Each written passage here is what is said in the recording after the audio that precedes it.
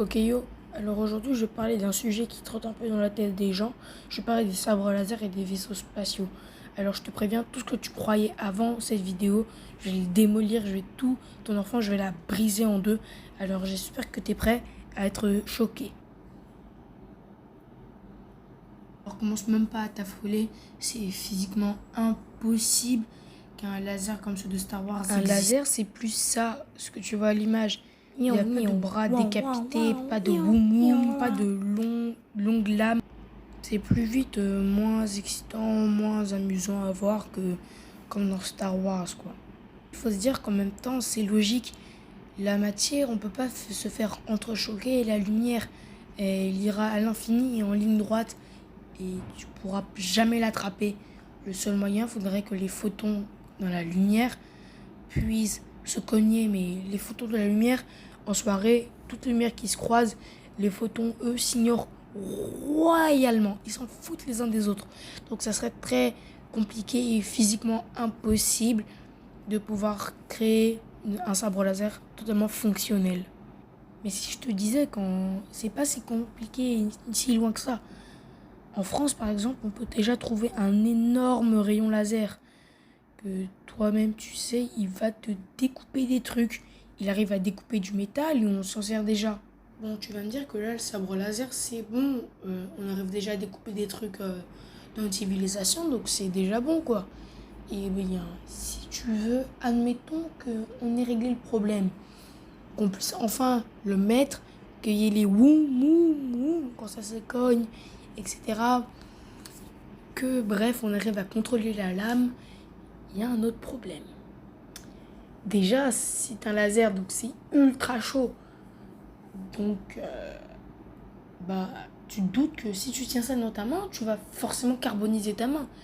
Et même si tu tombes sur un mec qui l'utilise, balance-lui un petit peu d'eau dessus, ça va créer une réaction en chaîne qui va faire que ça va éclabousser partout de l'eau ultra chaude, ce qui va faire que il va poser son sabre laser et c'est fini. Pour le moment, sabre laser, on sort ça de la tête. Pour l'instant, tu sais que c'est physiquement impossible. Mais passons aux vaisseaux spatiaux, ça sera encore pire. Les vaisseaux spatiaux on en crée déjà pour aller dans l'espace, donc c'est plié, non? Eh bien, détrompe-toi, si tu veux un vaisseau spatial comme ceux de Star Wars, tu te mets le doigt dans le nez. C'est vraiment pas pratique. Ceux qu'on utilise pour aller dans l'espace, certes, sont cool, mais ils vont plutôt en ligne droite.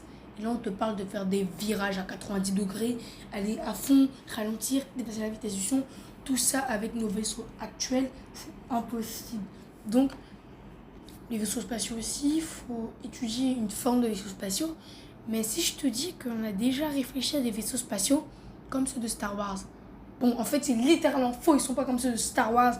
Ils sont beaucoup plus différents. Ils sont plus allongés. Ils font comme un gros bâton, comme un gros tube, si tu veux. Ils sont pas triangulaires, rectangulaires, circulaires, ciseauillères, balayettes, PlayStation balayettes. Bref, t'as capté. Tout ça pour dire qu'il n'y a pas que les youtubeurs qui se sont posés sur la question comment seraient les vaisseaux spatiaux de demain. Non, il n'y a pas que nous qui se sont posé la question. Il y a aussi des grands groupes de chercheurs. Bon, je ne saurais pas te dire le nom. Va sur Google, frère. Bref, sinon, eux aussi se sont posé la question. Et comme je te l'ai dit plus tôt, il sera plus en forme de tube, tout droit, tout raide. Et ce sera beaucoup plus compliqué que ce qu'on pense de naviguer avec. Pourquoi? Parce que, en fait, dans l'espace, tu peux pas tourner comme tu veux. Par exemple, si tu lances une plume et une enclume, les deux vont tomber à la même vitesse. Donc, pour pouvoir tourner, tu dois mettre les gaz, freiner à fond et te tourner. Et donc, honnêtement, les vaisseaux spatiaux dans l'espace, un combat de vaisseau spatial, ça fait pas piou, piou, piou, piou, piou. Il n'y aura pas de forme comme celle-ci, quoi, si tu as compris. Et si je te disais qu'il n'y avait pas besoin de tous ces rayons laser qui font tous du bruit et tout, pour rien. Déjà, c'est giga dangereux. Imagine un rayon laser qui se fait dévier. Ça sera pas très beau à voir, comme tu peux voir sur cette image. Bref, en gros, si tu veux une idée, t'as pas besoin de rayon laser. Tu auras juste besoin d'un petit objet, comme un petit caillou, un petit gravier. Tu auras juste à lancer et ça, comme à cause de la gravité, comme je t'ai parlé, si tu lances un objet, par exemple, plus lourd que toi, c'est toi qui vas partir en arrière. Mais s'il est plus léger que toi, c'est toi qui vas le lancer. Donc il suffit juste de le lancer assez fort. Et avec la loi de la gravité dans l'espace, il va aller percuter de plein fou. Il va aller doucement, mais il va faire très de dégâts.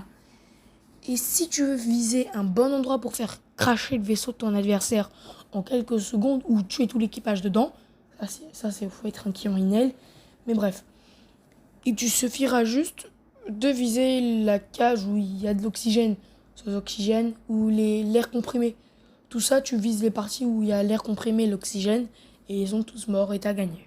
Bon, petit débrief de la situation. Alors, on peut très bien se dire que pour le moment, on oublie les sabres laser et les vaisseaux spatiaux. Peut-être que les gens d'une génération lointaine, ils arriveront à faire comme dans le cinéma et se moquer de nous parce qu'on n'a pas réussi. Je t'invite à t'abonner pour me donner du courage. Ça m'a pris du temps à faire cette vidéo et à la monter aussi, sur tout le montage, et me renseigner aussi. Mais sinon, je t'invite aussi à t'abonner et à lâcher un like pour remercier tous ceux qui m'ont aidé à faire la vidéo. Il y a une personne qui m'a aidé à faire une voix, mais sinon, abonne-toi. Quoi, donc tu veux vraiment dire que je dois arrêter d'y croire, que je serais peut-être mort avant qu'ils ont réussi? Eh bien, ouais. Attends, tu te tais et n'hésite pas à t'abonner. Ciao!